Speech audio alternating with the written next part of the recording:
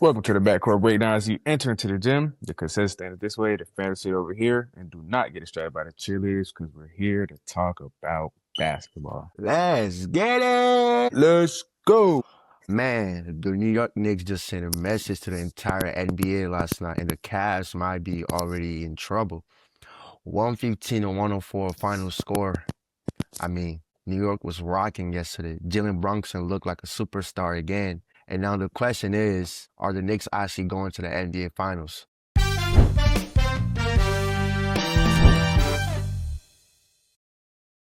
Welcome back to another episode of the Backcourt Breakdown Podcast, a podcast where we talk about basketball from every angle. I am your host, Junior, and I am back with my co-host, Mike, as always. Good morning, brother. How you doing this morning, man? Doing good, man. How you feeling? Man, I'm feeling amazing, man. We had an interesting game last night. The Knicks was able to come back and win that game last night, man. It was very interesting to see. And honestly, man, this game took us a lot. We saw a big-time performance and some playoff adjustment. There was momentum swings, crowd energy, and maybe the biggest thing of all was, we saw a team that had his back against the wall, able to rise up against adversity and come out and win this game. But I just want to ask you, man, what did you see yesterday watching this game? Yesterday, I saw a lot of resilience, man. The Knicks could have easily gave up being down by that much in the fourth.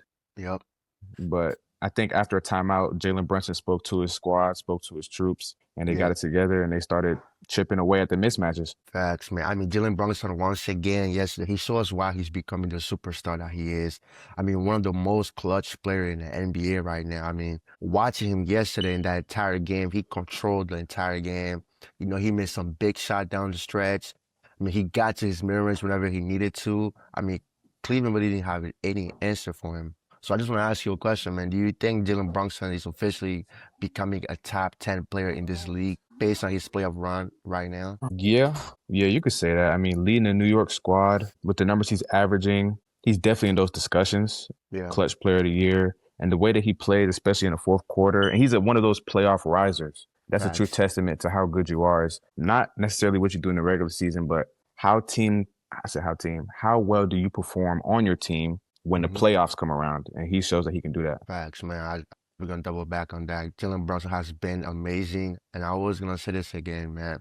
With his height, we all know Jalen Brunson he's not the most athletic or most physically gifted player on the court, but he does a lot of things that, I think if you're a younger guard, you should definitely be watching his game and trying to learn certain things that he does based on the way he's able to manipulate the defense, get to his spot, get to the free throw line, and also getting teammates involved. I think that's very impressive. But now let's talk about the Cavaliers, man. Because yesterday game to me, it felt like the Cavs had the upper hand. I had them winning. They were up 22 going into the fourth, but somehow they lost the lead and they lost that game, man. They had moments where they had good runs, guys were making shots, but every time it looked like they could take momentum, New York was always there to answer. And what do you think? What should be the biggest adjustment for the Cavs going into game 2? Well, don't give away any more leads. That's the first thing. 2, James Harden got to play better, man, especially down the stretch. You're supposed to be a top 75 player.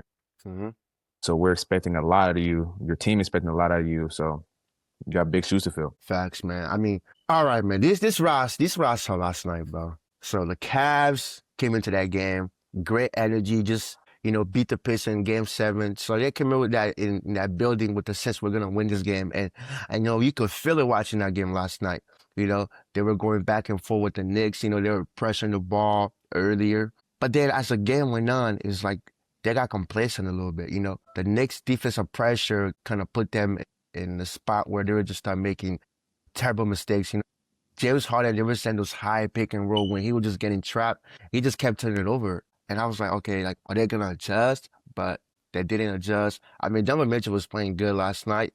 I don't know why they stopped running the ball through him, and James Harden was the one, I guess, running the offense. Because to me, James Harden, he looked horrible last night from the offensive end and the defensive end. That was a bad performance for him. And we all know James Harden, when it comes down to playoff performances, he doesn't perform very well.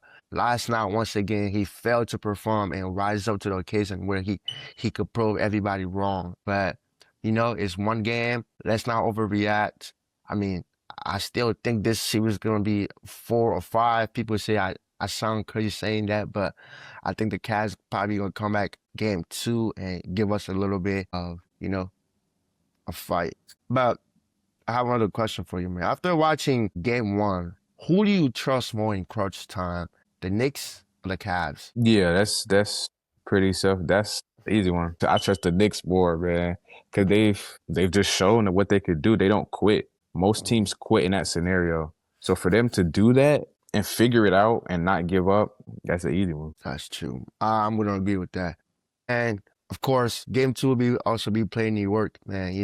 Do you think that the Cavs are more under pressure now because they need to win games? They need to at least steal one game before they go back to Cleveland, or what do you think? Yeah, they for sure do need to steal one. Yeah, Do I think they will? No, because I think the Knicks are gonna carry this momentum into the next game. And yeah. now that they know that James Harden is free, this is a hmm mismatch. Best believe you're gonna see that way earlier, not just in the fourth quarter of them attacking him. All right, now let's do a little bit of breakdown as as hoopers and just giving our thought and insight of like what we see. So as we all know, man, Jalen Brunson can get to it. He can get you 30 a night. How do you slow down a guy like that? How do you make him uncomfortable so he doesn't get to his spots and get what he needs to do in order to help his team win? Yeah, with Brunson, I think they got to do similar to what they do with any great guard. You have to hmm throw multiple bodies at him. hmm Just gonna have to either that, or since he's a little bit undersized in comparison to other guards, you put a Yeah, bigger frame on him. A longer wing that can move their feet. But if you don't want to do that, then you're gonna have to throw multiple bodies at him because in 1-on-1, yeah. he's gonna score. Facts. I agree with that. I mean, yesterday, and also I think this also, as much we want to blame the players yesterday, we also got to talk about the coaching staff, man. I mean, to have a guy like James Harden and Jalen Brunson go into the fourth quarter while you're up down, they came back. I mean, James Harden last night, he looked like a cone in front of Jalen Brunson. I mean, he couldn't do anything. He just kept hitting with the same move over and over again. He just walked him down. Hezzy three, pull up mid range. I mean, James Harden's not a good defender like we all know, but I mean, as a coach, I mean, you gotta be able to recognize that early in the game and make the switches and put somebody else on him. But we didn't see any of that yesterday. They just live with the result that they were gonna get. They just let Jalen Brunson play 1-on-1, and that was the result that we got. But I have a hot take, man. So if Jalen Brunson keeps playing the way he is, do you think he's officially would be the face of New York basketball forever? Yeah, for sure. I mean, if he can keep playing this way Yeah, and take them to the finals, yeah, I mean, he's done more than most of the New York stars have done in the past 5 to 10 years. So yeah, for sure. He's already the face of New York to me. for sure. Jalen Brunson, he get to it, man. I really like the way he plays. And also, I mean, the other guys of yesterday, man, I want to point out, I don't know if I'm saying his name right, Laundry Sherman, if I'm saying his name right, man. That guy came in the game yesterday and he hit some big shots, man. People were saying like they have magnets on the rim. I don't know if they do or not, but he made some shot that was very important for that game yesterday. Because without him, I mean, the Knicks don't win that game yesterday, man. What are your thoughts about Sherman yesterday? Yeah, he came in and did what he was supposed to do, especially as a role player, rising to the occasion once again, believing Yeah, in himself and just shooting it with confidence. He came and showed that. facts.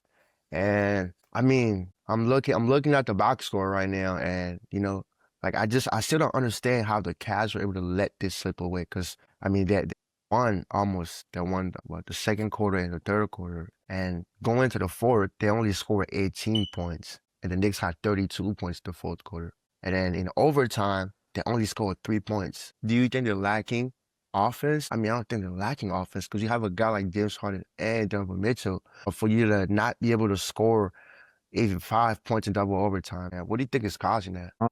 That was a tough one. I really don't know what caused them to do that because you're up 20 majority of the game. So I don't think it's a problem with them being able to score. We know you can score and get up. I mean, it's hmm probably a problem with the rhythm of the game, right? So we know hmm sometimes basketball is a game of runs. So True. if you're playing through one person and he's missing shots or you see lack of effort on defense, it can do something to the team morale as well, which prevents them from playing hard. So that could be it. That is true. That's a good insight. Well, at the end of the day, man, New York won game 1. They protect their home court, control the energy, and they look confident out there. But the series is far more to be over. I mean, Cleveland still has, a chance to definitely steal game 2. And, we might be having a different conversation at the end of game 2, which I doubt. But one thing is clear, man.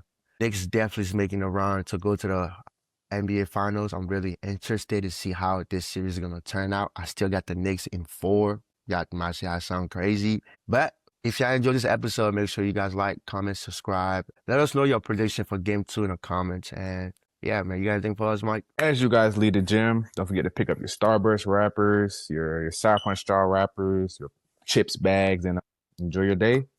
Deuces. Deuces, man. Backcourt Breakdown Podcast, and we out, man. Y'all have a good day.